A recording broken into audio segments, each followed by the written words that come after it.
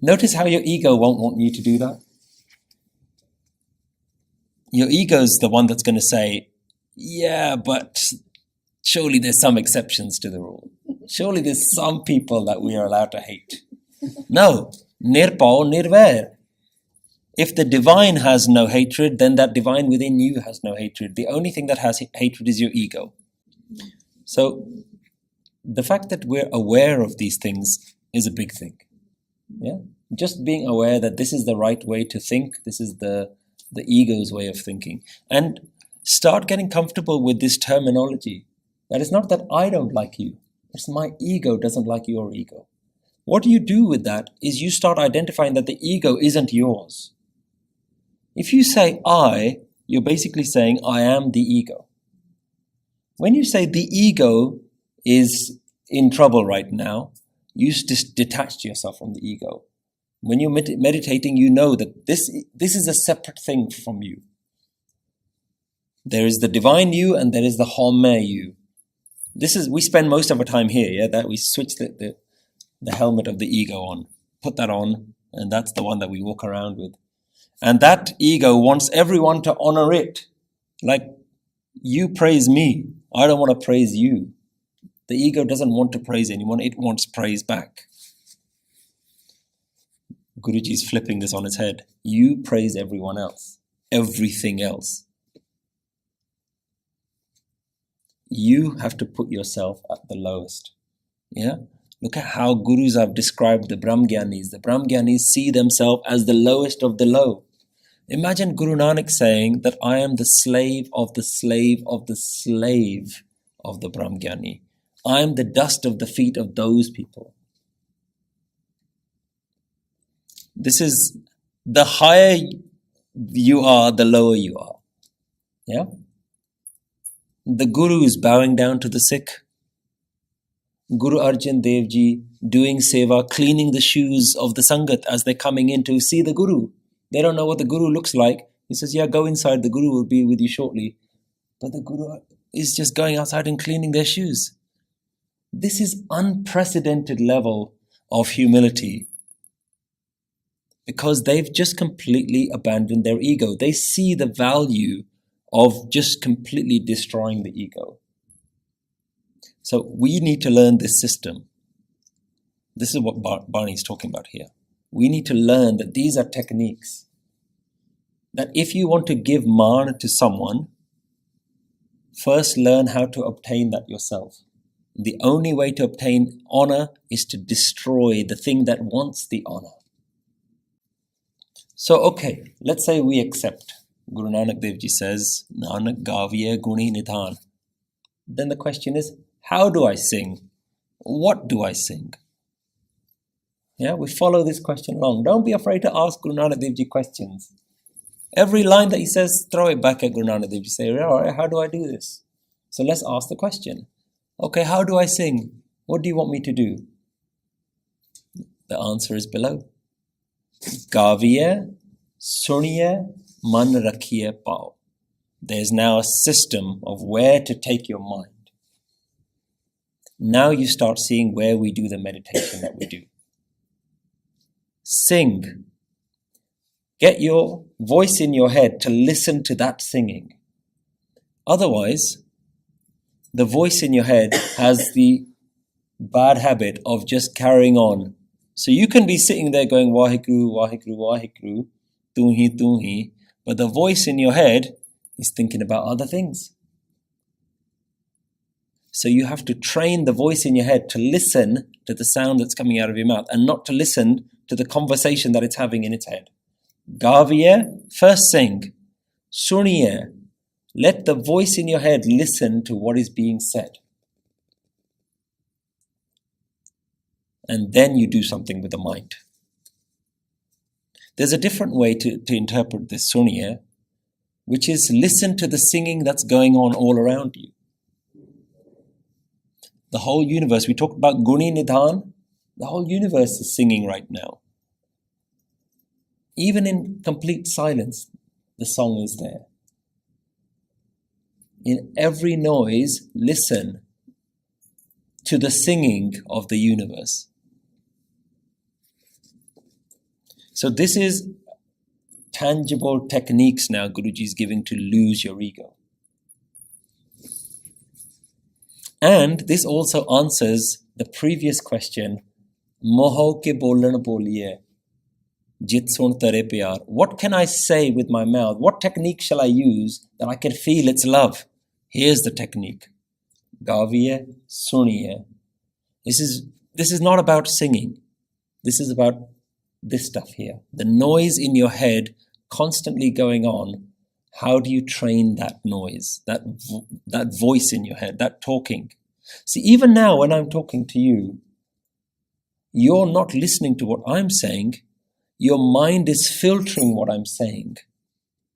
Even now, as I talk to you, your mind is saying, I agree with that, I don't agree with that, yes, no. Can he explain that more? Maybe I should ask, maybe I shouldn't ask. Maybe I'm the only person that's thinking that. So you're actually listening to your filter. You're not listening to me. That's how we work, right? There's no judgment here. That's how we work. And that's why when we go to the Gurdwara, you say, I've heard it all before. They keep saying the same stuff. Not because they're not saying something new, because your mind is just selectively hearing what it wants to hear. I know all about that stuff. Oh, he said something there, I'll ignore it. I didn't really quite understand it. So your mind is only listening to its own voice, its own interpretation of what's happening around. That's not Suniyai.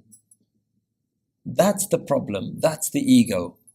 That's your defense mechanism that says, I don't want to listen to everything, because if I listen to everything, then I'm going to be nothing. I'm going to make no sense. I need to make sense of the world myself. Don't tell me what to do. Your ego is very protective of itself. Guru Nanak Dev Ji is bringing a big sledgehammer and is trying to chop the ego down. It has no room for the ego. You have no room for the ego. So the voice in your head right now, when you're doing the mantra, when you're listening, when you're singing, when kirtan is going on, you have to tune it to the point at which it's just receiving everything that's going in without the filter. The only way to do that is that the filter has to be singing the same words that it's listening to. Am I losing you? The filter in your mind has to be saying the same stuff that's coming out of your mouth or the kirtan that's going into your ears. Suniyai is very important, and we're going to go into Suniyai in a couple of verses' time. But Gaviyai, Suniyai, this is the technique that Guru Nanak Dev Ji is introducing. Sing its praises, listen to that praise, Mann, rakhiyai, bhao. And place love into the mind. Seems like, well, where did that come from? Where does that love? That's not part of what we're talking about. We're talking about Gaviyai, we're talking about technique. Where's this love coming from? Now again, we talked about hatred. As long as there's hatred in the mind, you're not following Guru Nanak's technique. You're not nirpao nirvair. So let there only be love in the mind all the time. Let your mind dissolve into all the love that's there right now. Now, what are we talking about? Have we heard about this love concept before? Did we cover it last week?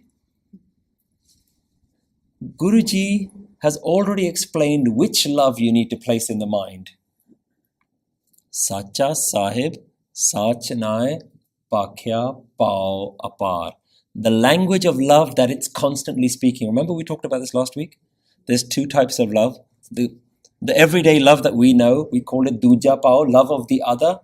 Like I can only love if there's something in front of me worthy of loving. But we're talking about not a dualistic love. We're talking about the divine love, which is just radiating love all the time, that whoever comes within its path is just a receiver of that love. This is the kind of love that we're talking about. So Guruji is saying that the universe is just radiating love. Just come into the path of that love. Let that just feel all the time that the universe is in a state of lovingness. Now it might sound quite contradictory. And you could argue, well, what if I'm in the middle of a war zone? Where's the love there? But who is fighting the war? Ego is fighting with another ego. That's the only war. The universe isn't fighting with anyone. Who has it got to fight? There is only one, the universe. It can't fight with itself. So even in war, if you can see behind the Maya, behind the Anjan, you can see that the universe is in constant state of love. Rakhiyai, bhao, apar. It speaks the language of love. It's infinite love. That's what the universe is doing all the time. So place that into your mind. So Gaviyai, Suniyai, Mann, rakhiyai, bhao. Nanak Gaviyai, guni nidhan. This is the nidhan. This is the treasure. This is going on all the time. The birds chirping. Listen to that. Listen to the song of the universe. Listen to the love. Feel that love of the universe. And this answers the question, Moho ke bolan boliye jit sun tare pyar. How do I feel your love? Well, follow this technique. Amrit vilasa chanao.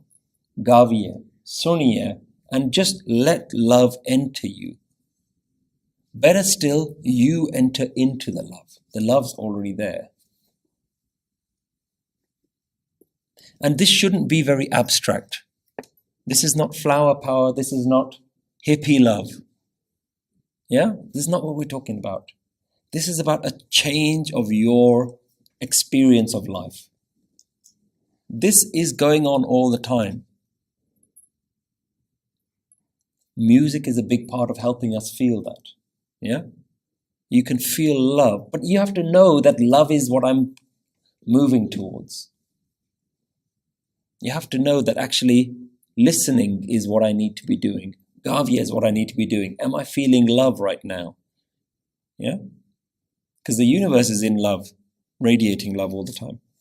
Gaviyai, Suniyai, Mann, rakhiyai, bhao.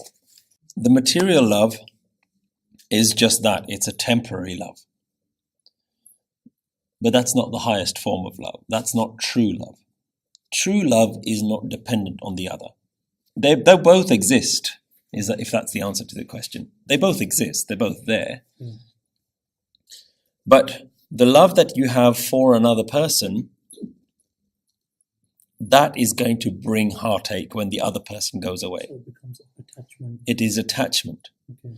Whereas if you can take that love, that's a great love, because that is the introduction of love for most people.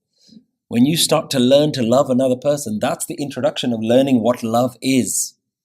When you know what love is, then you can let the other person go and you can just cultivate the love. So it's no longer love for the other person. It's not dependent on the other person. It's actually cultivating love within you. It's about sitting and feeling love all the time.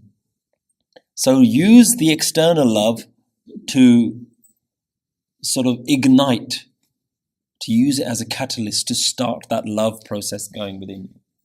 Like unconditional. Unconditional love. So the universe is unconditionally in love all the time. Rakhiyai, bhao, apar. You have to either walk in its path and dissolve into that love, or you cultivate that love within you. Yeah? And the only one that's going to stop you from doing that is your ego. Because the ego isn't about love. The ego is about self-preservation. Okay, let's ask another question. What do we sing? Yeah. How do we sing when we don't know what we're singing about?